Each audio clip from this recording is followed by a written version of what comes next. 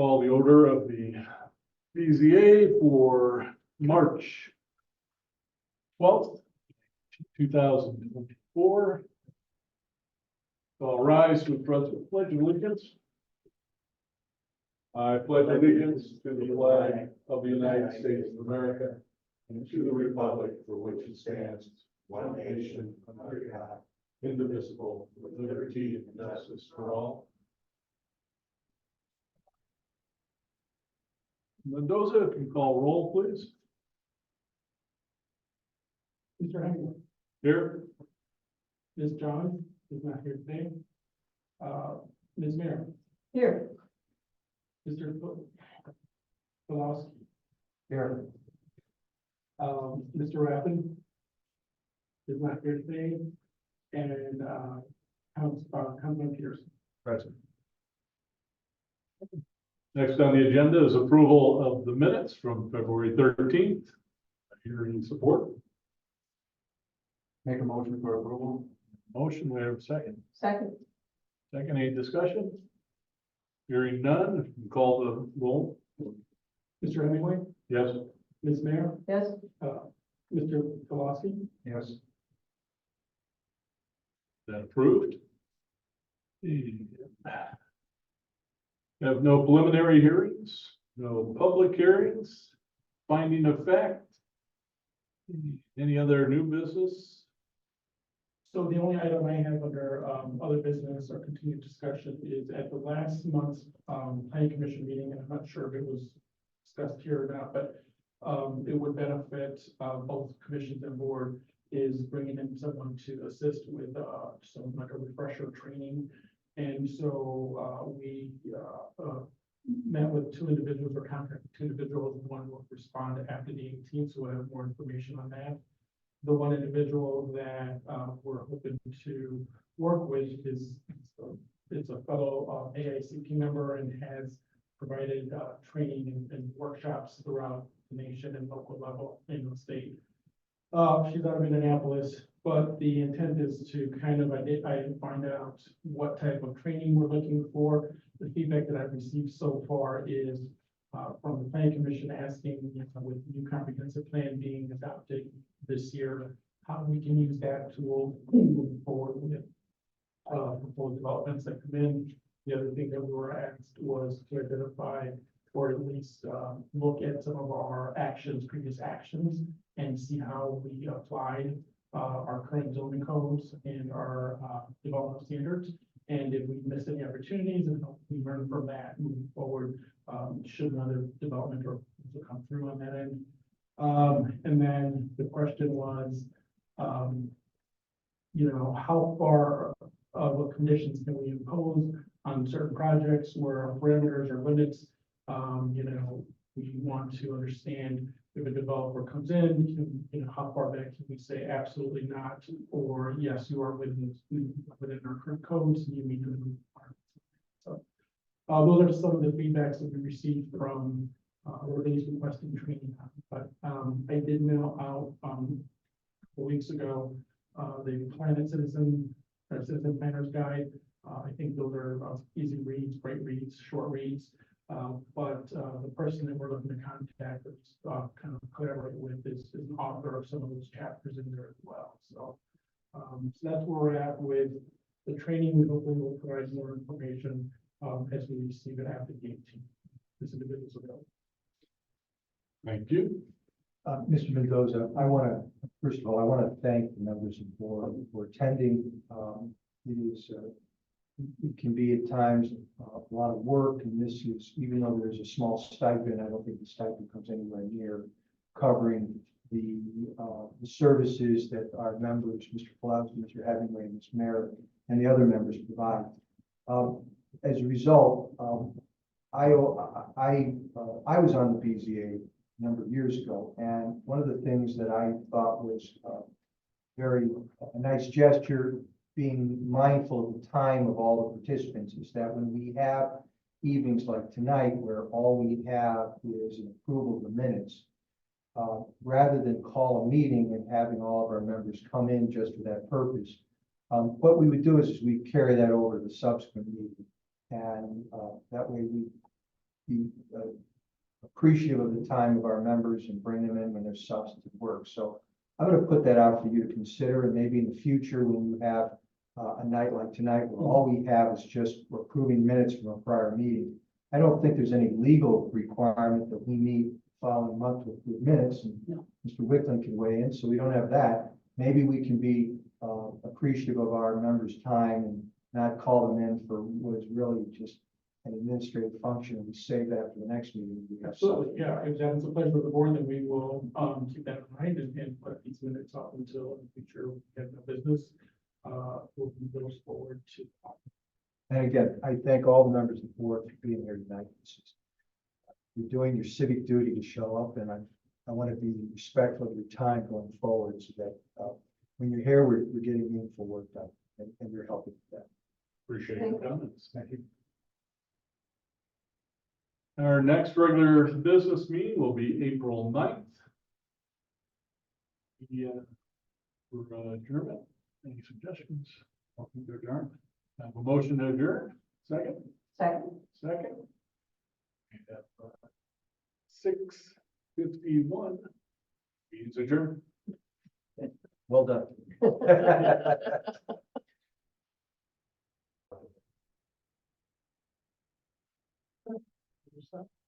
All right, folks, I'm going to call this meeting of the Plan Commission for the town of Munster on Tuesday, March 12th, 2024 to order. Please set your phones on stun and let's stand for the Pledge of Allegiance.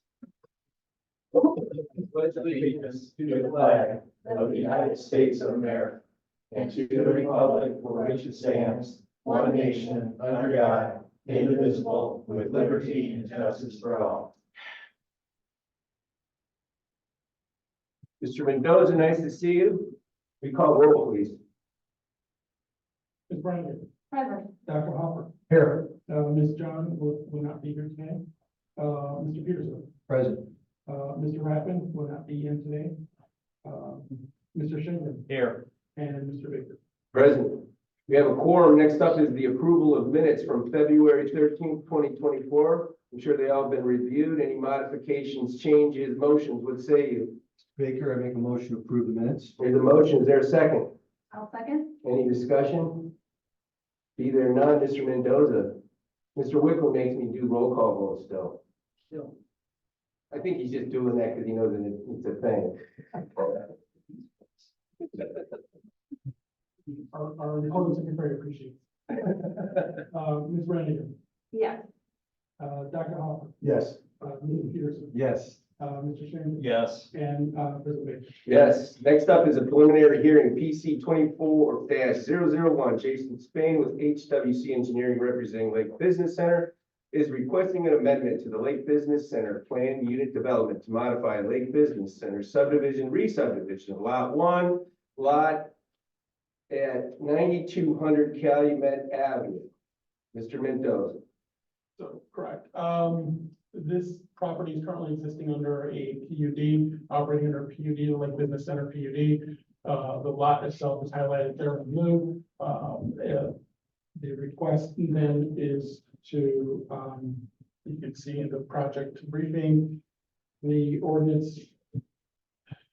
The PUD was established, many years ago. Then you guys, everything you see here in blue has been outlined as one lot to the family, or one development lot. The intent is to then create additional lots out of that. There's no changes to the structure or the uses. They are simply, these lots have been created or have been parceled out.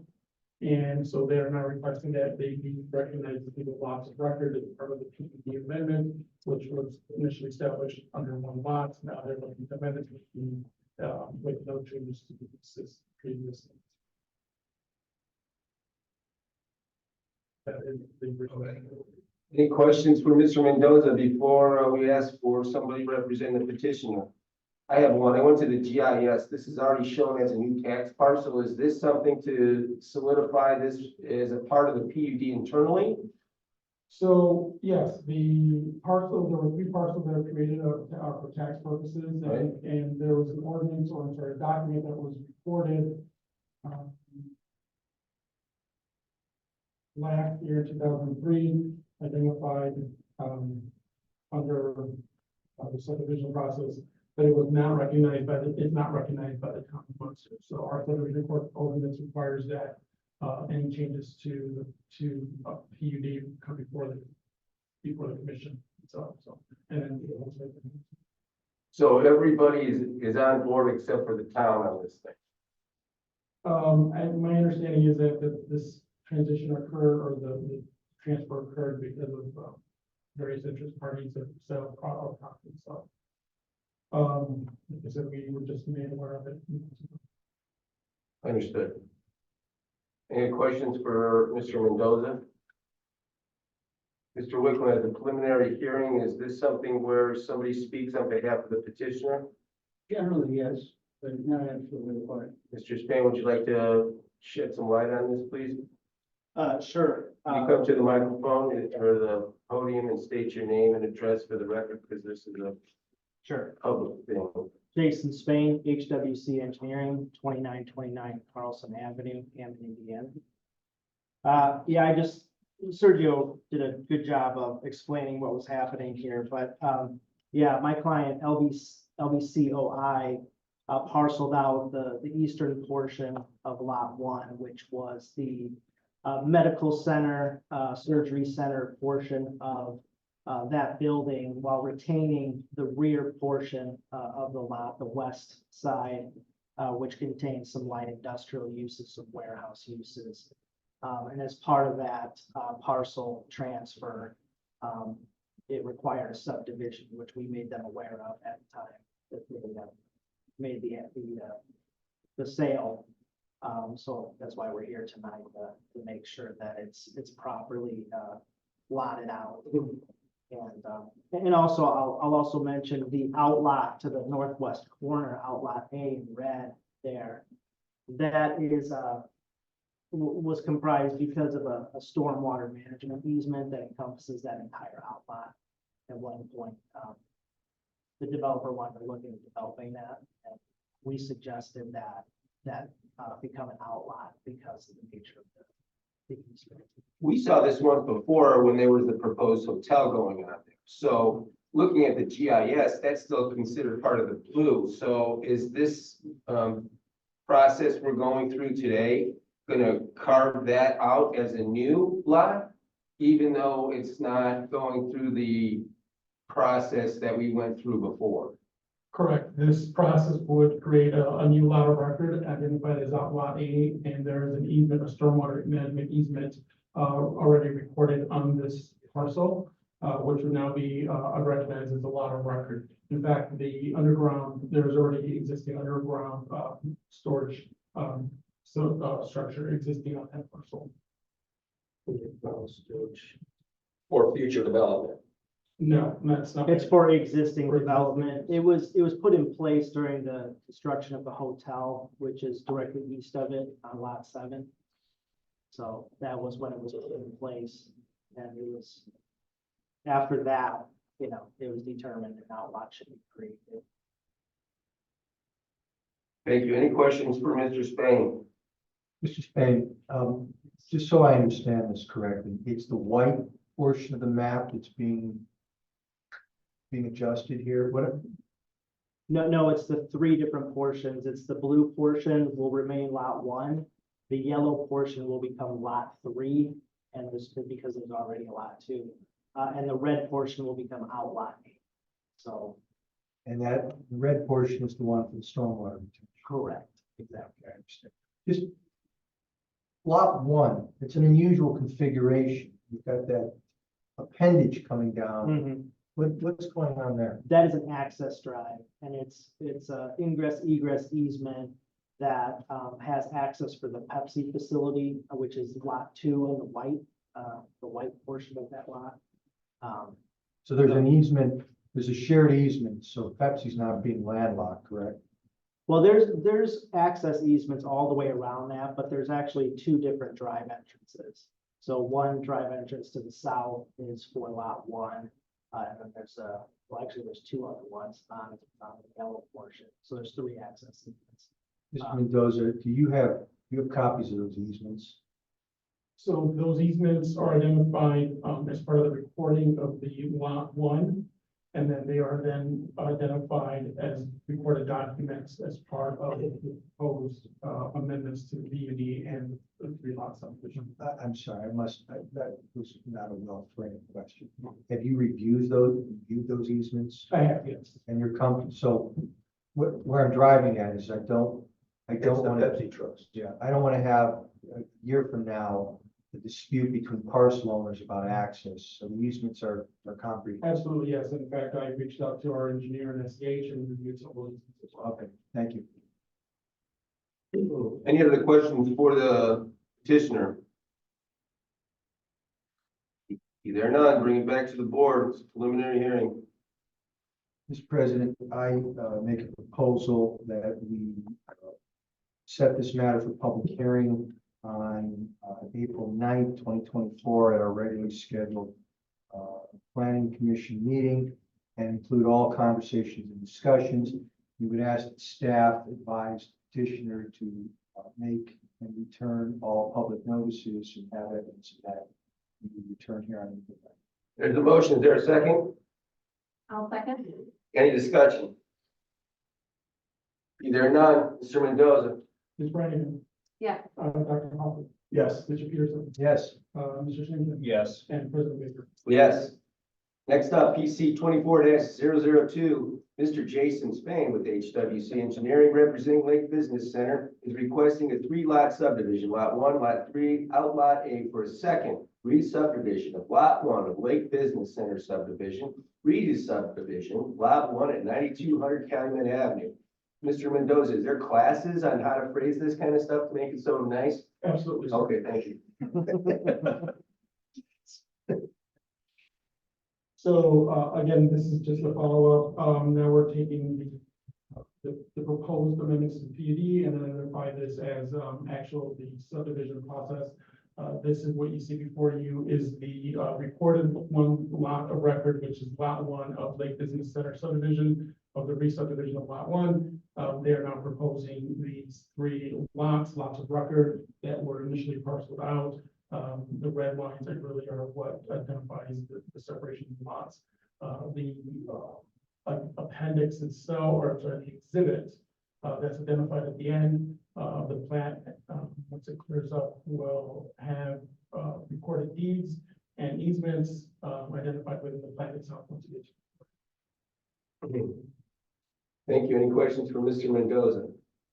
I just want to understand why this is just a more detailed version of what we just previously saw, right? So, correct. What it is because this is operating under a PUD, the PUD opens up for additional, if there's any amendments to the existing uses or they have proposed changes to the existing uses. In this case, they were not. We've had previous PUD amendments that amend lots and certain lots then identify certain uses or change design standards on it, and while the other lots do not. As part of the creation, but in this case, they're making no changes to the existing uses or design the existing there. So the amendment to the PUD would be taking what was recorded within that PUD as 1 lot, which is 3 lots. Then the process would be the subdivision process to meet those requirements of the ordinance. So this Lot A, which has the water retention, is this process provide the opportunity to develop that lot? I have never seen, and maybe Mr. Spain has more experience in seeing something be developed over an underground storage facility. And just put it under the parking lot. Yeah, and typically I've seen it in a parking lot, but not a structure itself, Okay. so. Thank you. Anything else? No. Mr. Spain, would you introduce yourself under this particular one and do the same thing for me, please? Sure. Jason Spain, HWC Engineering, 2929 Carlson Avenue, Hammond, Indiana. Yeah, I agree with Sergio. There is no precedent, I guess, for developing over an underground detention facility other than parking facilities you'll see sometimes, but no buildings right like that. The one thing I will mention is one additional component of this subdivision that was added since the previous version of the Lake Business Center subdivision is a common wall agreement. There's portions where the buildings adjoin each other. And at those locations, we added a party wall agreement as part of the subdivision. So that's included in the plat of subdivision. That's in the old, is that in the old warehousing space or is that where all the medical stuff is now? Yeah, yeah, basically there's, Oh, I see. yeah, there's a common wall. So here's, if you, All right. the eastern portion is all the medical facilities. There's an access to the back part, the light industrial portion of the building. So So the that buildings kind are of- actually together. Yeah, so that's like the office where it meets the warehousing. Correct, exactly. Does that need to make the PUD so the town recognizes that, so we're not doing this in another year? That is identified as part of the PUD within the plat that to be recorded as an exhibit as part of the PUD, which is on this plat as part of the subdivision. Copy that. Any questions for Mr. Spin on this one? We have a motion and a second. This is Mr. Mendoza. Chairman, I'll make the motion to schedule PC docket 24-002, a proposed three-lot subdivision for an April 9th, 2024 public hearing, including all discussions and findings. And I asked the staff advise petitioner to obtain the necessary public disclosures and notices and return to group consent. There's a motion. Is there a second? I'll second. And a second, any discussion? Either none, Mr. Mendoza. Ms. Brannigan, Joe, Yes. thanks, though. Dr. Hopper, Yes. Mr. Peterson, Yes. Mr. Schmidt, Yes. and President Baker. Yes. Thank you, Mr. Spin. Thank you. Appreciate your time. Next up is public hearings, be there none. Next is findings of fact, be there none. Number 8 is the continued discussion items. PC 22-21 Community Foundation Northwest Indiana requesting approval of a certificate of amendment for Community Foundation Inc. Edition Block 5, Lot 3, recorded at 730 Treadway Drive and amended as 10240 Calumet Avenue. Mr. Mendoza, a lot of work to change the address, huh? Yes, sir. Typically what happens is when the planning commission, awards, final plan approval and it gets recorded, any changes to that document should be brought back to the body that initially approved it. In this case, they received final plan approval. However, when this lot was recorded and identified in 730 Treadway, they're now asking it be recognized as 10240 Calumet Avenue. The adjacent lot is an outlot for storm drainage. The petitioner or the applicant has supplied a certificate of amendment that is already recorded with the county. They are now bringing it back before the body that initially approved the final plat to have it recognized so that we can update our records. And typically the records being building permits that have been issued to this site, as well as having recognized by the USPS and as I, identified so they can start legally recognizing that address, the plat, and the certificate of correction. Yes, sir. Any question for Mr. Mendoza on this one? I do. I was just looking back through the documents, when this was brought to us originally and the discussion of the traffic light, that's not up yet, right? No, they're currently working, Public Works is working with the developer on getting that, but there was discussion on that. They're actually working on the intersection as part of the installation. Okay, so it's happening. Yes, Okay. Yes, they had to float a bond for that anyway to be able to get to where they are now, didn't they? I'm not aware of that, sir. I think they did. Any other questions for Mr. Mendoza? Entertain a motion, folks. Mr. Chairman, I make a motion to approve the certificate of amendment for Lot 3 of Community Foundation Inc. Edition Block 5 and recognize the recorded plat address to be 10240 Calumet Avenue, including all discussion and findings. There's a motion. Is there a second? I'll second. And a second. Any discussion? Either or none, Mr. Mendoza. Ms. Brannigan, Yes. Dr. Hopper. Yes. Mr. Peterson. Yes. Mr. Shannon. Yes. And President Baker. Yes, moving right along, PC 24-003, TIF resolution, amendment to the Ridge Road Calumet Avenue Economic Development Plan to expand funding uses. This one's new. It's new, sir, because the state legislature changed the opportunities for funding within TIF districts. And so the redevelopment commission wants to take advantage of those opportunities for funding. And as part of the process, they initiated a declaratory resolution, and now it is before the planning commission to consider the same or similar declaratory resolution to amend the economic development area for the TIF, to allow additional uses or funding opportunities to be as disposal for redevelopment efforts. Any questions for Mr. Mendoza on this one? I have some questions. Yes, So ma'am. what would be the benefits of doing this? And what would be taken away from the way that TIFs were previously, used in this town? Like what, obviously, we're dealing with the same pocket of money, so. So I do not have information on what projects were approved or what, if any, funding where they were allocated towards the projects. I do know that what this does is allow more opportunity within the toolbox for that way, so that way funds can be expended and exhausted on as the revenue comes in.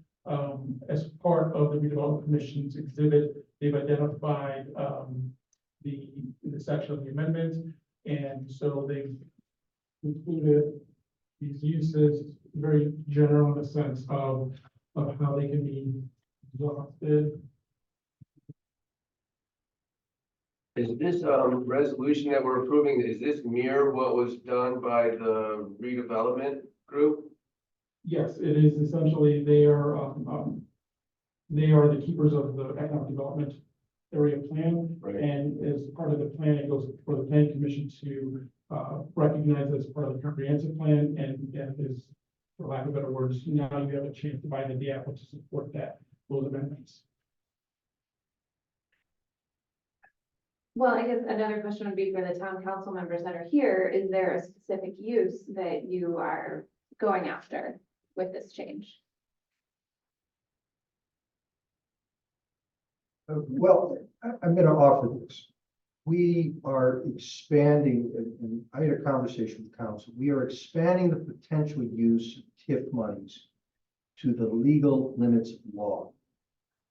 And one of the things that is been in discussions before the members of the town council is adjusting police salaries and providing for a change in the way we provide public safety vehicles. This is one of the options that's going to be, by making this change, we now make TIF monies available as one of the potential funding mechanisms for addressing those proposals. And we want to have all the options available so that when we sit down, the council can come up with the best funding solution for these policy objectives. And this is helping us do that. Did I answer your question? You did, yes. Any other questions on this? Is there paperwork we're supposed to see other than this resolution exhibit, Mr. Mendoza? So the exhibit that you have is all the paperwork that you are to see. However, I did, as part of exhibit B, identify what was part of exhibit A of the redevelopment commission, which outlines the expanded funding uses Outline expanded funding. when there are opportunities, right? So within that exhibit B, which is part of exhibit A of the redevelopment commission resolution, that identifies opportunities for public attractiveness, public safety, infrastructure. And I think as Councilman Pearson indicated, number 6, all projects and purposes permitted by law. And is this anywhere or only within the salmon color TIF district or designated area? I am not familiar with the new policy they do for public safety, but I am familiar that typically when you expand or use funding within the TIF, it would be within the TIF boundary itself. I'm not sure, I am not educated well enough to speak on behalf of the component that deals with public safety.